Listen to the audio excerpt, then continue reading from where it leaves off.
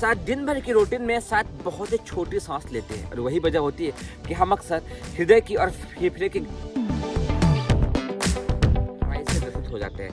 पर क्या आपको पता है, आपकी छोटी सी एक सोच दिन भर के लंबे गहरे सांस लेने की और निकालने की प्रक्रिया आपके फेफड़े का, आपके हृदय का, आपके पेट के सारे अंदरूनी ऑर्गन्स का, आपके आंतों का, आपके पूरे मसल्स का बहुत अधिक व्यायाम करते हैं। इसलिए मौका लगे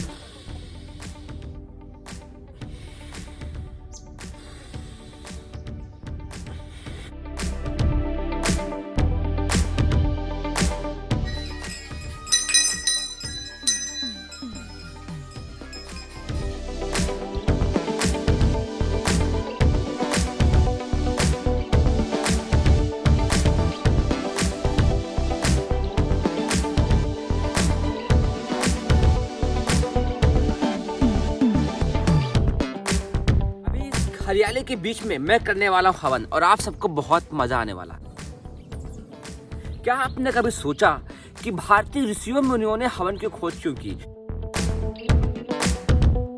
ये बहुत ही प्राचीन, बहुत ही गूढ़, बहुत ही वैज्ञानिक, बहुत ही दूरदर्शी प्रक्रिया है हवन प्रक्रिया, और सचमुच बहुत मजा आता है हवन करने के बाद।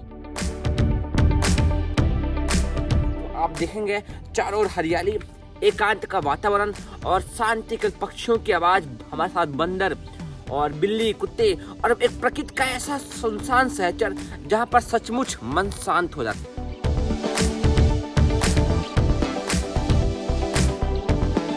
केवल पक्षियों की आवाज अपने आप ही मन की शांति स्थिर हो जाती है। और इसके बीच आज मैं हवन करने वाला हूँ। तो मैंने आपको बताया कि भारतीय ऋषियों मुनियों ने बहुत ही गहराई में जाकर के इस हवन प्रक्रिया की खोज की। न केवल खोज की बल्कि हम सबको दिया। आज समय के साथ हमें जरूरत है इस हवन के भरपूर फायदे को जानने की। आप हवन करने के बाद अपने लंग्स को, हार्ट को, फेफड़े को, ब्रेन को चार्ज करते हैं।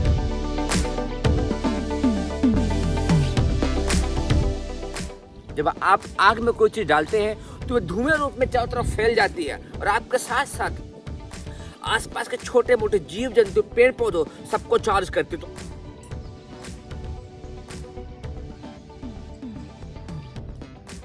शुरुआत करते हैं उनकी प्रक्रिया का और इसका पूरा का पूरा आप सब लाभ लीजिए।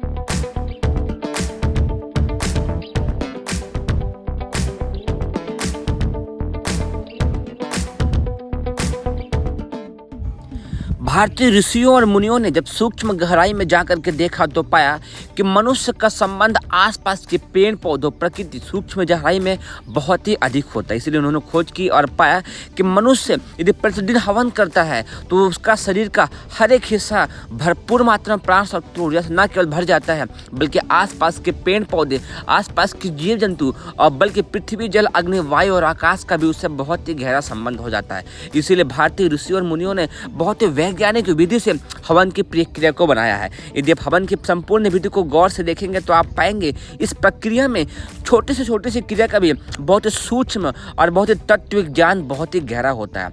इसीलिए आप हवन की क्रिया घरों में प्रतिदिन हवन कीजिए, न हो सके तो सप्ताह में एक दिन कीजिए, बलवैस करिए और हवन की प्रक्रिया का महत्व बहुत अधिक बढ़ाइए।